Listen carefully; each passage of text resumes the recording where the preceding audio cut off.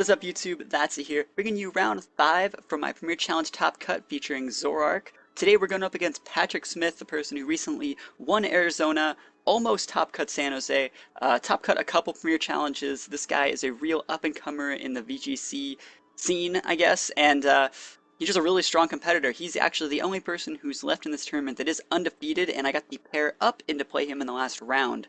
So this is going to be my King Zorark Tyranitar Talonflame team against his Politoed Kingdra Aegislash Thundurus. I think he also had a Landorus, and I don't remember if he also had a Ludicolo.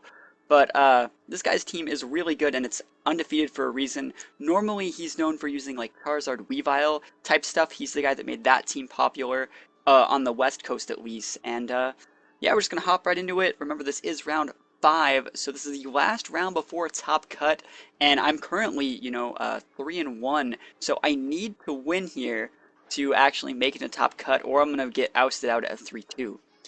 So right off the bat, we see Politoed Kingdra, bit of an old school lead. Normally you see Politoed Ludicolo, and it's leaning off against Kangaskhan, and I think it's Talonflame. I don't know if this is actually no, it has to be Talonflame, because we have a Zorark, which means Zorark copies the last Pokemon in the party, which means that was for sure Zorark, which is why it's switching out into Tyranitar here. And I'm not going to lie, I get a little bit lucky this game. I'm starting at the Sandstream, taking away the Swift Swim from the Kingdra pretty much, and going Mega with Kang. I could have played this turn better. Look at it like this. Look at what happens. Kangaskhan's obviously going to go for the Fake Out on the Kingdra to pretty much neutralize it. That way Sandstream is going to be taking over the Swift Swim, and I should have just went for the Brave Bird. Looking at it like this, I should have just Brave Birded Fake Out, but oh well. We're going to see him miss a Hydro Pump on my T-Tar slot. Remember, it wasn't really a KO'd Tyranitar since the Sandstorm is up, but I mean, pretty good stuff being able to dodge Hydro Pumps whenever you feel like it, right? So we're going to see Sandstorm take everyone down a peg, as he's going to withdraw Kingdra here, not wanting to go down to, any of my moves really, and go in with his Aegislash to block pretty much a wide variety of moves, rock slides, double edges, all that stuff. He's actually withdrawing his Politoed too, going for a bit of a double switch into Thundurus. And this guy's Prankster is going to be a major pain. We're going to miss the double edge on the Aegislash slot and just pop a big Dragon Dance on the double switch. And Dragon Dance is really, really big for me here, because it lets me outspeed everything, and I have super effective moves on both of these guys, so I feel I have a real power play going on right now. We're going to see more Sandstorm tick here, and I'm wondering, how did this team even make top? I remember talking to him, and I'm like, I do not see how this guy's team made top, or like undefeated throughout the tournament, I mean.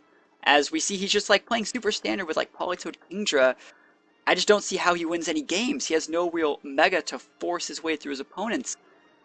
And we're gonna see in a sec. We saw that I went for a crunch in the Aegislash slot as he King Shielded. That's pretty good. It makes T-Tar only at -1, because I remember I Dragon Danced earlier. But we're going to see why he's undefeated this next turn. So we're going to withdraw Tyranitar, realizing since it's at -1, I don't really want to mess with that here. And we're going to come in with Talonflame. I think this is actually Talonflame here, as he goes for a T-Bolt on my Kang, and this is why he's undefeated. We go for a double edge with, first we're going to go for a double edge on Thundurus. I'm not going to take it out. Obviously, he's going to be packing that Citrus Berry to save it. But this guy's Aegislash is full of surprises. Normally you would see like sub Aegislash. That's a bit of a surprise already at this point in the meta. But one thing we don't ever actually see on Aegislash anymore is Toxic. So it's a Toxic wall Aegislash. And I'm like, okay, this is how he wins all his games. He's just playing super defensively, stalls out the things he needs to stall out, and then sweeps with Kingdra. It's a pretty cool team, but I mean, I just hadn't seen any of it up until this point in the game. And so now since he's got a Toxic on the board, there's Sandstorm ticking. We can assume he's probably just going to go for either a switch or like a King Shield, probably try and wall out the rest of my Pokemon here. So Thundurus is going for the pretty obvious Protect, and I think Aegislash is going for the King Shield as well. There's that Protect King Shield. He's pretty much just banking on walling me out with Toxic and my own Sandstorm. So he's definitely turned this one around on me. Note that I went for the Brave Bird on the Thundurus slot and the Crunch on the Aegislash slot. So it's my second Crunch into a King Shield. But at this point in the game, I just didn't want the Aegislash setting up a substitute, since my ways of breaking an Aegislash are already very limited. So I was just keeping him honest there. I didn't want him to go for like a juicy Toxic on my Kang or a KO on my Kang. I wanted to keep him honest and just go for a Crunch on that slot. So he withdraws his Thundurus for a Kingdra, and he's withdrawing his Aegislash for a Politoed. I have no idea how he's keeping up this much tempo, and he's went for 2 double switches this game. It's pretty ridiculous. He starts up his Drizzle again, and my Kang is at -2. My Talonflame's neutral, but it's poisoned, so it's definitely on a bit of a timer since all of his moves do recoil to him as well. But good thing for me is we pick up a KO on his main damage dealer being the Kingdra here on the switch in with the Brave Bird. So Kingdra is going to go down. I take a good chunk of recoil as remember Kangaskhan's keeping Aegislash on us, going for crunches on Politoed, pretty much wishing for I really wish for a defense drop, but we didn't get it. It's not the end of the world. So Talonflame's going to tick down a bit, and I don't remember what he brings in here. He's going to bring in the Aegislash in again. So Aegislash probably wanted to put up Toxic on my Kang. We see Politoed switch out, knowing I could definitely just go for a hard nuke on that slot with both of my Pokemon. He decided to switch him with the Thundurus here, as, you know, I give him what he wants. I go for the hard Brave Bird onto that Thundurus slot. Even though he's an Electric type, even though he's heavily invested in the defensive stats, he is going to go down to this Brave Bird that's 2 Pokemon down. All his switching is definitely starting to cost him just a little bit. And Kangaskhan also went for a double edge on that Thundurus slot. I mean, I just wanted to make sure, as he goes for a Toxic off onto my King. So I have 2 Toxic Pokemon. I mean, I still have all 4 of my Pokemon, but I mean, they're Toxic. These things are definitely ticking down, and he's going to send his Politoed, his last Pokemon, back in.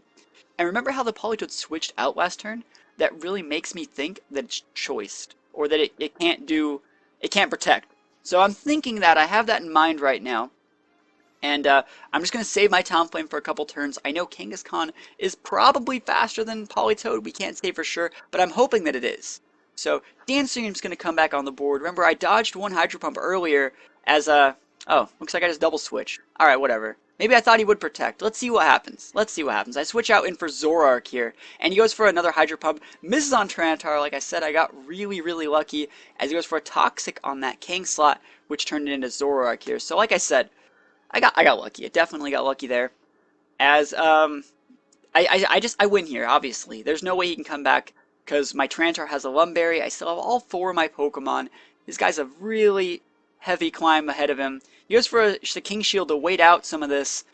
And I think I just take out his Politoed this turn and pop a Dragon Dance. The maximum amount of value here. Yep. Oh, Politoed doesn't get taken out. Yeah, so I finish off taking out Politoed. We also get another Axie Drop, which is kind of cool, and a Rock Slide will finish it off. So at this point in the game, it's Aegislash versus 4 Pokemon. All of my Pokemon have super effective moves on this Aegislash, so you can pretty much tell that I'm going to win.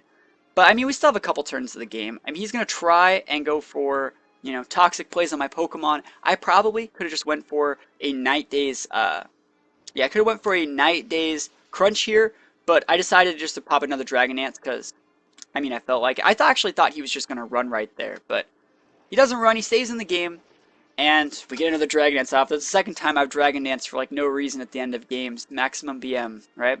He's going to go for Toxic, and he's going to see my Lumberry, which is kind of bad because we are going to be going into Top Cut after this. He's still going to make Top Cut because he was the only undefeated. So he sees my Lumberry, so that means if we were to play in Top Cut, he would have already known that item is on there. But I also get to see his leftovers, which I assume were there. I mean, I guess I could have, I should have just crunched, but it's whatever. I'm going to win this turn because I think he just runs. Yeah, that's the run from Patrick, and it's going to let me get the win. Zoroark putting in work. Zoroark made Top Cut. My only loss was to Bad Intent, and going into Top Cut, he's the guy I actually have to play the next round. So hopefully you guys enjoyed this game. If you guys have any questions, or you feel like I misplayed too much, or you saw stuff I could have capitalized on, leave those in the comments, and I will see you guys next time with Top 8. I'm going to play the first game from Top 8, and then I'll play the game from Top 4. So hopefully you guys enjoyed these games, and I'll see you guys next time.